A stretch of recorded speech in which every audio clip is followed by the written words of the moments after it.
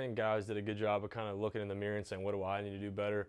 I think that, we kind of took, a step in the right direction, I think, after that first week and, getting off the mat, getting a win, and then, getting it rolling and getting back to what we wanted to do.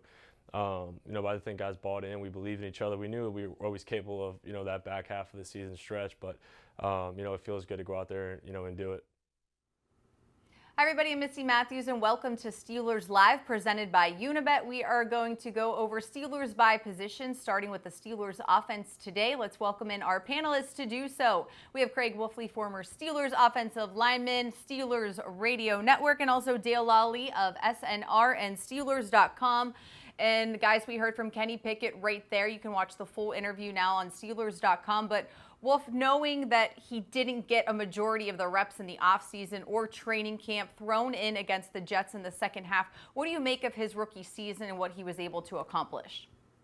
I think this young man has just done a great job of showing what he's capable of doing, both in the present and what lays in the future. There's a lot of growth patterns that you see emerging from his first year. Number one is the mobility that he had. Number two is his decision making.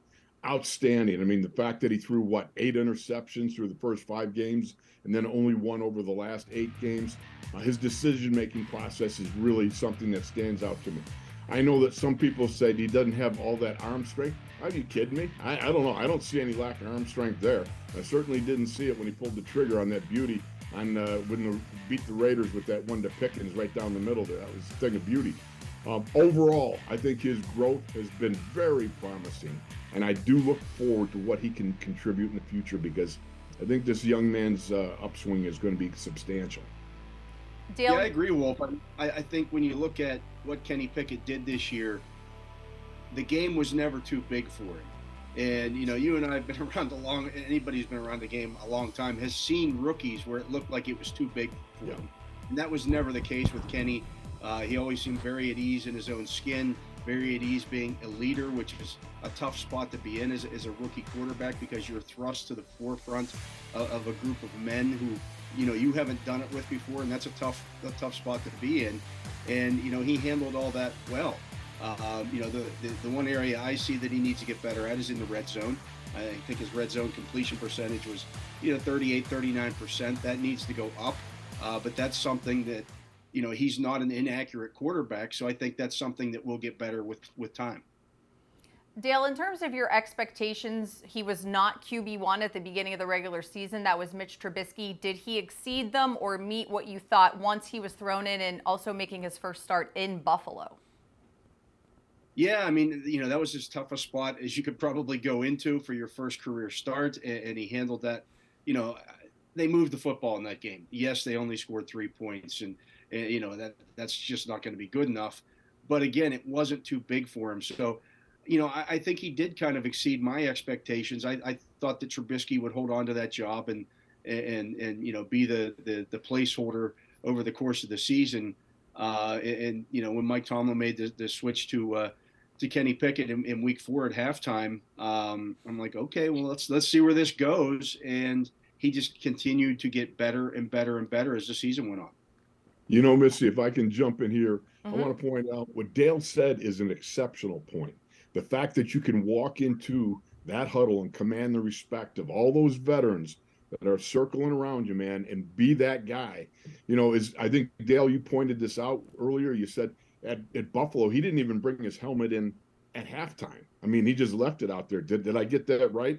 That was in the Jets game when he was getting ready to win. Yes, I'm sorry. Yeah, in the Jets game. But I mean, that to know that he was unprepared for any movement that was going to take place is something. And then the fact that he can walk in and do what he's done and accomplished and do it to the level where the other vets are looking at him now like going, okay, this is the guy. This is the man. This is his job. I think that's an exceptional point that I really didn't, put out there much at all.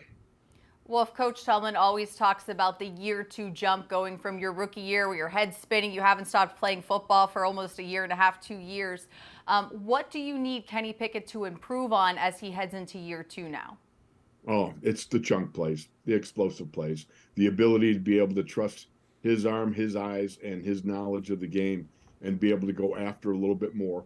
But I got no qualms at all about being conservative this year and giving the young man the opportunity to find success and to build up success upon success. And to do so, you're going to make that second jump. I think he made it in the Raiders-Ravens game at the end. I mean, we saw exceptional quarterback, and we saw a guy set an NFL record, if I can just repeat that, throwing a touchdown pass in the last minute to win the game of 2 consecutive games, and being able to do so under the most adverse circumstances. Let's take the Raiders game. It's -10 wind chill. You know, you've got the pressure of the immaculate reception, a game 50 years in the making, the Raiders and the Steelers here at Acrisure. And then you got to lay it at the feet of this rookie quarterback and go, okay, guess what? We need you to go down and get a touchdown to preserve what we can of this weekend, because we lost Franco, one of the greatest of all the great Steelers. All that pressure is on you, and the kid delivers. That says something. Let's move on now to the wide receiver position. And Dale, being, as we've talked about, Kenny Pickett kind of being thrown in there, becoming the rookie starter eventually, how do you assess wide receivers knowing that he didn't get a ton of work with guys unless it was a Connor Hayward or George Pickens, the rookie group that he had a lot of reps with since minicamp? Yeah, and that makes it tough on the wide receivers. And if you look at the second half of the season, Missy, they went, in Pickett's first 4 or 5 starts pre-bye, he was averaging about 43 pass attempts per game. And then that went down to about 31 pass attempts per game in the second half of the season. So they weren't throwing the ball nearly as much. And so there weren't as many opportunities. And let's face it, there's a lot of mouths that you have to feed on that offense. I mean, Deontay Johnson has to get his, and George Pickens has to get his, and Pat Freiermuth has to get his. And, oh, by the way, Jay Lamourne and Najee Harris are good receivers out of the backfield. So when you only have 31 pass attempts per game on average, that doesn't leave a lot of, extra stuff hanging around there. They wanted to run the football, and they did that very effectively in the second half. I did think that the receivers got much better in the second half of the season, blocking on the edges. I think that was part of the mentality there as well. And I saw that, Deontay Johnson blocking on the edge. And yeah, he's not going to put somebody on his back, but you just got to get in the way and screen somebody off. And so I thought they did a good job of that. When you look at the group as a whole, certainly the numbers weren't what you might expect to see from a group as talented as what this group is, particularly with those top 2 guys. But I do think that will get better as they get more time and Kenny Pickett gets more comfortable playing in the NFL. Wolf, do you feel like Deontay Johnson and George Pickens, as they move forward, can become one of the elite wide receiver duos, knowing what they're both capable of? There's no question in my mind that their upward trajectory can be great. Look, we were never sure. I'm sure that the Steelers were never sure what they had with Lynn Swann and John Stallworth until they became Lynn Swann and John Stallworth. And it's just a situation where, as it unfolds, I believe that the dynamics are there. When you watch these guys, they really have different traits that make them very different animals out on the field, but man, they are good. And then I look forward to the one guy that we haven't seen basically anything from, in Calvin Austin. The only thing we know about him for sure is that that's 4.3 speed, man, and that is something that you can't coach. And that's something that I think always creates a vacuum, a window, something that helps the other group of wide receivers. When you have speed like that, it's going to parlay itself into other greater opportunities for other guys. And I just think with Deontay and with George Pickens, there's just an awful lot of good stuff there that is waiting to unfold in the future here. Dale, in terms of George Pickens, we saw it at training camp. We saw it in the preseason, the flashes, the plays. We were just like, how did he catch that? And I think, in Cleveland, maybe that one catch is where the rest of the league saw who George Pickens was and what he was capable of. We've seen him progress, especially with Kenny Pickett taking over. What's the ceiling for number 14? I think he certainly has a ceiling that could be, a top 10, even a top 5 guy in the NFL. He does need to get better at his route running. That needs to get a little bit more crisp, and he'll get more separation once that starts to happen in the NFL. I mean, it's not, it's not something that he was necessarily did a lot of because he's so good at those combat catches. He didn't need to in college. He was just better than everybody else. And, that part of it has carried over to the NFL. But now can you fine tune your game a little bit? scheme yourself or run yourself open a little bit more often. Yes, we know you can make those ridiculous catches, but now can you be a guy who gets run after the catch because you've created that separation. We saw it a few times in training camp where he would catch the ball and kind of pinball his way down through the defense, and he looked like a much smaller wide receiver when he did that. That's what I want to see from him in year 2. I want to see him, again, run himself more open so that when he does catch the football down the sideline or over the middle, now he's getting that run after the catch and those explosive plays that Wolf was talking about. And that's the beauty of it, because with that experience, that's exactly what you're going to get. If you ask me what his ceiling is, I would say look at the sky, because it's up to him. It's up to this young man what he wants to do. The words that Mike Tomlin always utters out on the practice field when I'm out there, the routine play routinely. And that's one of the things I think that George Pickens can help himself, where his ability to run timed routes and be in the proper position at the right moment. And he's not going to have to make the spectacular catch. But in the event that he's got to, I mean, you think about that Cleveland catch. Wasn't that the one he said that was like a 7 on his scale or something? Yeah. And I'm going, are you kidding me? That's one of the greatest catches I've ever seen in the NFL. And you say that's like a 7? So it does lead you to the thought that there's a lot of good stuff waiting to happen. And with Deontay Johnson, who is such a good route runner, you've got right on the other end in the offensive wide receiver room, you got somebody that can teach you all the little nuances of running routes like a true pro. And I look forward to the both of them, what they can add to the Steelers offense this year. And that moves us along nicely to start talking about the Steelers tight end position. And Wolf, I know you have a little soft spot for those guys thanks to your radio show with Pat Freiermuth, but what did you see from them this season? Oh, man. I mean, I love the fact that they started to go 12 personnel more. Pat Freiermuth, as I've said time and time again, when you talk about the top tight ends in the league, his name will be in the conversation. When you see the work that he does, his ability to read like a slot receiver. I mean, Gadzooks, he goes in motion, and they use him as a lot of times of being able to decipher what some of the reads on the inside are. It's a great by what Pat does to make himself quarterback friendly. He gives good angles on the inside to the quarterback, and that's an art form. Let me tell you something. You got to really know your business to be able to do it. And then you got Big Blue, who, I just love how he's grown. He's grown into this role. He's big, he's strong, and I really think that he presents another option for the quarterback in the future for Kenny. When you go 12 personnel, I really think he's 6'8" or 6'12", as I love that commentary. But the fact is, he's another guy. And then you got Connor Hayward, who, I don't know about you, but this young man has some of the most unique attributes and characteristics and about his play, from running the ball, catching the ball, route running, blocking, all these things. So I look at that tight end group, and I got to tell you, I really like what I see. Dale, heading into the 2023 season, the Steelers got some good news in terms of Pat Freiermuth and the injury he sustained in the final game of the regular season. But what are your expectations for him moving forward? To Wolf's point, I think, when you look at Pat Freiermuth, you see a career trajectory that's going to put him, is he ever going to be Travis Kelce? Probably not, because nobody else has been Travis Kelce. Travis Kelce has, kind of stood on his own in terms of the tight end position in NFL history with what he has done. But I think he can certainly be a top 3 or 4 tight end in the NFL. Tight ends typically don't reach their prime until they're 27, 28 years old, and Pat's still 25. So the best is very much still ahead of him.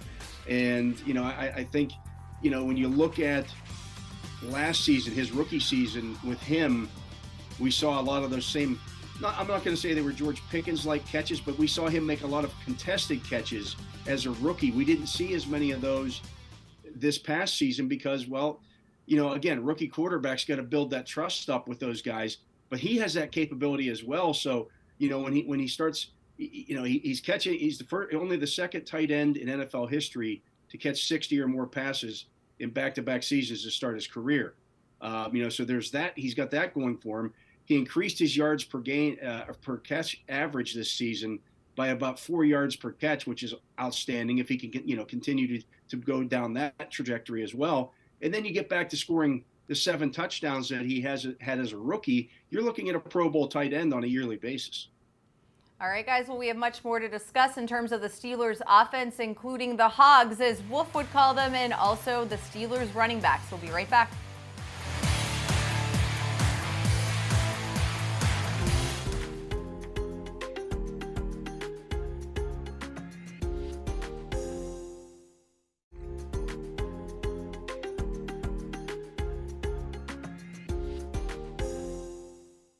How good we were, at least offensively, late in the year. Just that momentum, just knowing how good we can be, just with the guys in our room. Nothing has to change. We were really good in the second half of the year, and just that confidence, having the confidence going into next year, knowing that how efficient we can be as an offense. Welcome back to Steelers Live, presented by Unibet. Wolf, we're going to throw it right to you here in terms of the Steelers offensive line. A rookie quarterback playing a majority of the season. New guys among the offensive line. When did they start to gel where everybody was like, hey, these guys are playing pretty well? You know, I would say it started, you saw pieces of it come together before the bye. But once they hit the bye and came out of the bye, somehow that we got it together switch got thrown, and they got it together, man. I mean, you think about the fact they came out of the back end of the bye averaging 50 yards more a game, half a yard more a carry, averaging 6 or 7 out of the last 6 or 7 games they rushed over 100, and we're averaging 150 yards over the last 4 games.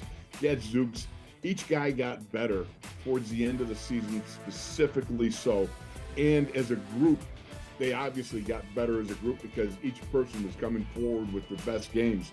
Look, Danny Moore, I hear some criticism about him. Danny Moore's second year. He plays against the hottest pass rushers in the AFC North twice a year. Okay, and one of the things that Danny's he's a young guy still growing into the job. But I love what I see. His hands are there, the frame, everything. He's got to polish some things off. He's got to get some things worked out, but he's gonna. Look, Leon Searcy was a great offensive tackle. His first 2 years, he could punch or he could step slide, but he couldn't put the two together. His third year, he put them together, and you got basically a Pro Bowl tackle out of that guy. Danny's the same way right now. First couple years, his hands and his feet aren't quite timed up, but he's going to get it together. And run blocking wise, he's aggressive and he's strong, does a good job. Kevin Dotson, love what Kevin Dotson is capable of doing. You know, but the fact is, he's got to decide, do I want to be good or do I want to be great? And I think that's one of the things for Kevin. It's just one of those things that he's got to decide how badly he wants it. Mason Cole is a guy who's just across the board does all things pretty well. Strong guy, yet at the same time, he's got the brains and everything else going on. Then you go over to James Daniels, who I did not think looked like the guy in the Bears uniform that I saw in the offseason, but he certainly looked like the guy I saw towards the end here, the last coming out of the bye. The guy got better each week and was punishing people. And once he came out of the bye, and then Chooks, I thought, played pretty solidly the entire way through. So there you have it. Dale, in Coach Tomlin's season-ending press conference, he mentioned the availability of the offensive line, which some teams do not have the luxury of having, and there were just a few snaps missed by a few guys, but mostly intact all year. What do you think their strength is and what they can build on for next season? You know, I think that they showed that they can be a very good power blocking unit, that complements Najee Harris's style very well, as we saw over the second half of the season. When he gets gets those shoulders squared up and goes straight downhill, he's a load at 240 pounds. And those guys were driving people off the line of scrimmage over the second half of the season. The pass blocking, I thought, got better as the season went on. It was pretty good, consistently over the course of the year, but it just continued to get just a little better and a little better and a little better. But to me, you come out of that, as Wolf mentioned, coming out of the bye and you rush for 217 yards in that game against the New Orleans Saints in Week 10. And that was your first 200-yard rushing game in 6 seasons for the Steelers. That kind of set the tone and it announced their presence with authority coming into the second half of that. And then they did it a couple other times as well in the second half of the season. So I think, Mike Tomlin likes to say, one season doesn't carry over to the next. But I think that offensive line feels like, because all 5 of them are coming back, that it will carry over to the next season, that they can take the momentum that they built over the second half of the final 9 games of this season and roll that right over into 2023. Well, if you know this better than anybody, but just the physicality. You go back to the first Ravens game and you just felt like everybody at the line of scrimmage for the Steelers, it didn't feel like they brought their A game compared to Baltimore. But then we just saw this fierceness, this nastiness. Is that something that's easy to turn on, and is it a matter of the line gelling and being on the same page? You know, that intensity factor, each guy does not always enter the game with the same amount of mental RPMs going. Everybody's got things going on in their lives, and sometimes you'll see something happening behind the scenes that people in the public are not aware of and so forth, and there could be a death in the family. You have no idea, but each guy, it's up to him to bring that mental capacity. And what we saw throughout the year was these guys got to the point where, you start off and you're good buddies, then you get closer, and then you really love each other and care about each other. And it's like all hands in, as offensive linemen, you've all these meetings, you sit together, you're munching together, you're knocking down food and everything else. And that 5 is 1 starts to grow in you, and you see the physical nature as these guys emerge from the bye. And there was a confidence going with Kenny, with the offensive line, and Najee. And I think Najee had a lot to do with, talking to the boys and saying, hey, listen, this is part on me too. This is not all you. This is something I got to get better at. And you know what? That says a lot to a group of guys that are very tight. And you take that into consideration and you use that as motivation moving forward.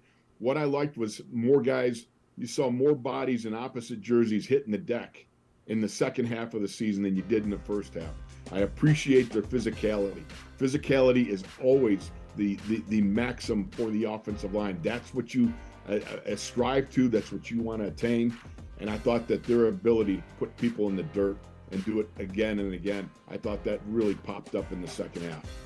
And I think to your point there, there is a reason why Najee Harris in just his second year was elected as a team captain for the offense, why he had no problem taking accountability for the run game not working. Yes, an injury was in play as well, but going into the offensive line meetings to try to figure out how to make it work. Dale, obviously we can't say the injury, but what else do you think was the reason why Najee Harris improved so much in the second half? Well, I think at the bye week, Missy, and he talked about this, trusting the line, to Wolf's point, and, just getting to the point where he said, okay, I'm a big running back. I'm a 240-pound running back. Me stopping my feet in the backfield isn't conducive to me delivering blows. And I thought he, as opposed to accepting some of the blows as much in the second half, I thought he ran to angrier in the second half of the season. I thought he got squared up those shoulders and looked to punish people in the second half of the season. And that's his style. And, people could talk about, you could say it was the injury, you could say whatever.